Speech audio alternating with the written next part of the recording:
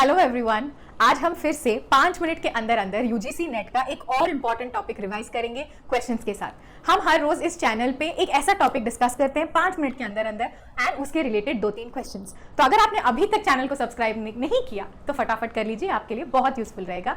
And इस video में आज हम डिस्कस कर रहे हैं शेड्यूल्स ऑफ द कॉन्स्टिट्यूशन के बारे में। आप शेड्यूल्स काफी एक्ट्स में देखते हैं, ऐसा नहीं कि सिर्फ कॉन्स्टिट्यूशन में है, सीपीसी में है, सीआरपीसी में है, लेबर लॉज में है। बेसिकली जो भी बेर एक्ट में उनको कुछ कहना है पर बेर एक्ट के अंदर घुसाने का उनके पास टाइम नहीं है, स्पेस नहीं है, या फिर ये चीजें ऐड करने से बेर एक्ट बहुत क्लमजी हो जाएगा।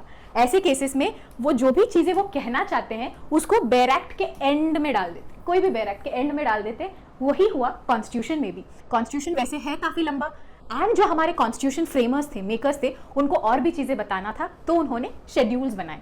तो ओरिजिनली जब हमारा कॉन्स्टिट्यूशन बना हमारे पास थे 8 शेड्यूल्स, उसके बाद 4 अमेंडमेंट आए एंड अभी हमारे पास है टोटल 12 शेड्यूल्स। एंड इस वीडियो में ये 12 शेड्यूल्स को कैसे याद रखें ये देखेंगे। तो हमारा फर्स्ट शेड्यूल है शेड्यूल 1, जिसमें नाम दिए गए हैं, बस स्टेट्स एंड यूनियन टेरिटरीज के बस नाम दिए। ये बहुत आसान है याद रखना। फर्स्ट शेड्यूल में बस इंडिया में जितने भी स्टेट्स एंड यूनियन टेरिटरीज हैं उनके नाम, बस हो गया। फिर सेकेंड शेड्यूल में ये कहते हैं कि इंडिया में जितने भी वेरी वेरी इंपॉर्टेंट पर्संस हैं, यानी कि प्रेसिडेंट, गवर्नर, जजेस of high court, supreme court, इन सब को कितना कितना पैसे मिलने चाहिए, उनको क्या क्या प्रिविलेजेस मिलेंगे, वो पोजीशन में रहने के लिए इंडिया में उनको क्या क्या सैलरी प्रिविलेजेस मिलेंगे, वो जो भी वेरी वेरी इंपॉर्टेंट पर्संस हैं। अब तीसरा, थर्ड वाले में ये कहते हैं ये जिन लोगों को हम पैसे दे रहे हैं सेकेंड वाले में, उनसे हम क्या क्या काम कराएंगे। तो जो भी एमएलएज हो गए, एमपीज हो गए, प्रेसिडेंट हो गया, जजेस हो गए, ये सारे लोग जब वो पोजीशन में जाते हैं, वो ऑफिशियल गवर्नमेंट ऑफिस में जाते हैं, तो वो एक ओथ लेते हैं। वो ओथ क्या होता है वो लिखा गया है आपका थर्ड वाले में, ठीक है। ये फर्स्ट 3 हो गए। अब आते हैं फोर्थ वाले पे। फोर्थ वाले जो होता है राज्यसभा, यानी इसको क्या बोलते हैं, काउंसिल ऑफ स्टेट्स। राज्यसभा को हम काउंसिल ऑफ स्टेट्स भी बोलते हैं। एंड फोर्थ शेड्यूल में ये बताते हैं कि हर स्टेट को, इंडिया का हर स्टेट को कितने कितने लोग सेंड करने का राइट होता है राज्यसभा में। तो क्या बोलते हैं, सीट्स जो होते हैं राज्यसभा में, हर स्टेट को कितने कितने सीट्स मिलेंगे, ये हम फोर्थ शेड्यूल में पढ़ते हैं, ठीक है। ये 4 होने के बाद 5th एंड 6th को हम साथ में पढ़ेंगे। क्यों? क्योंकि 5th एंड 6th दोनों ही ट्राइबल एरियाज के रिलेटेड में होते हैं। तो 5th जो होता है वो कंट्री के सारे scheduled areas and scheduled tribes के बारे में कुछ रूल्स एंड रेगुलेशंस बताते हैं।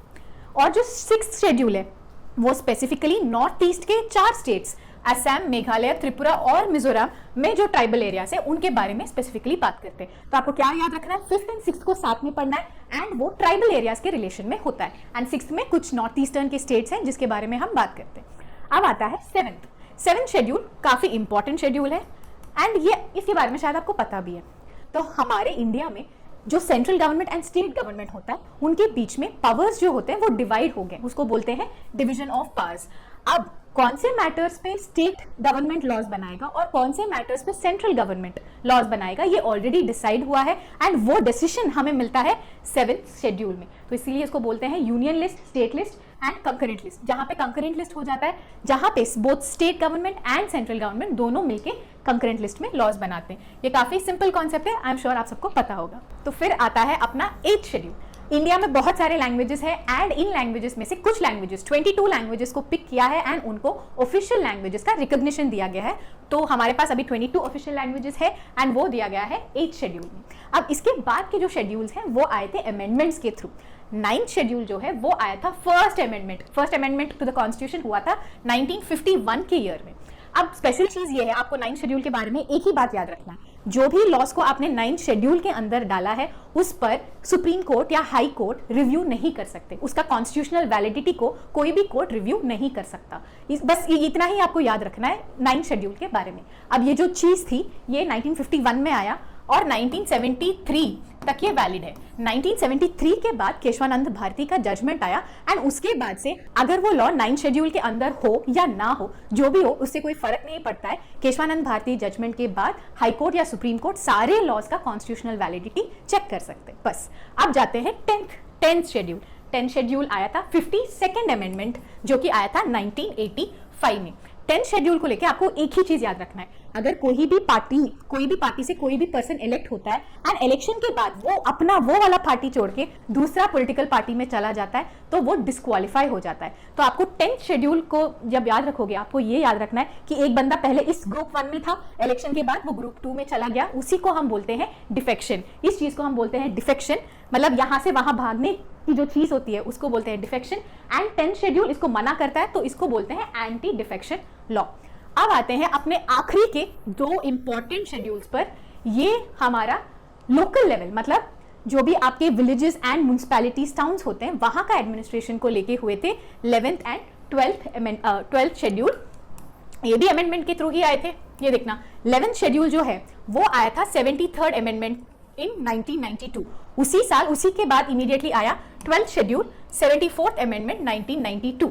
और 73rd बात करता है पंचायत के बारे में जो कि विलेज लेवल पे होते हैं, एंड 12th बात करता है म्युनिसिपैलिटीज के बारे में जो म्युनिसिपैलिटी के लेवल पे होते हैं। अब इसके कुछ क्वेश्चंस देखते हैं ये देखने के लिए कि कैसे क्वेश्चंस पूछते हैं एग्जाम में। अब फर्स्ट क्वेश्चन है, ये पूछ रहे हैं शेड्यूल 9 के बारे में। शेड्यूल 9 कब इंसर्ट हुआ था? हमने देखा था ये तो फर्स्ट अमेंडमेंट आया था तो ये 1951 में ही हो गया था। तो आंसर ही काफी डायरेक्ट क्वेश्चन है, आंसर है ऑप्शन ए। सेकंड क्वेश्चन देखते हैं, ये भी इतना ही डायरेक्ट है क्या, देखते हैं। सेकंड क्वेश्चन में ये match the following type question है, ऐसे क्वेश्चन आते हैं एग्जाम में। यहाँ पे उन्होंने दे दिया एंड आपको ये मैच करना है। अभी हमने सीखा था ना, let's try and recollect. 5th schedule क्या था जो आपको एग्जैक्ट याद नहीं आया तो कोई बात नहीं, ये कुछ था ट्राइबल एंड ट्राइबल एडमिनिस्ट्रेशन को लेकर, है ना, तो ये तो कुछ रिलेटेड विद ट्राइबल्स। फिर आता है आपका 8th शेड्यूल। 8th शेड्यूल में क्या आता है? लैंग्वेजेस। हमारे पास 22 ऑफिशियल लैंग्वेजेस है तो ये वाला हो गया लैंग्वेजेस को लेकर। 10th शेड्यूल मैंने क्या बोला था? इलेक्शन, एक बंदा यहां से वहां जा रहा है तो ये हो गया आपका एंटी डिफेक्शन। और 4th शेड्यूल क्या था, याद है किसी को? ये था राज्यसभा को लेकर। तो यहाँ पे ये अगर आप मैच द फॉलोइंग करेंगे इसका तो आपका आंसर आ जाएगा ऑप्शन 2। तो ये हो गया हमारा आज का टॉपिक। कल फिर मिलेंगे एक और छोटा सा टॉपिक को रिवाइज करने।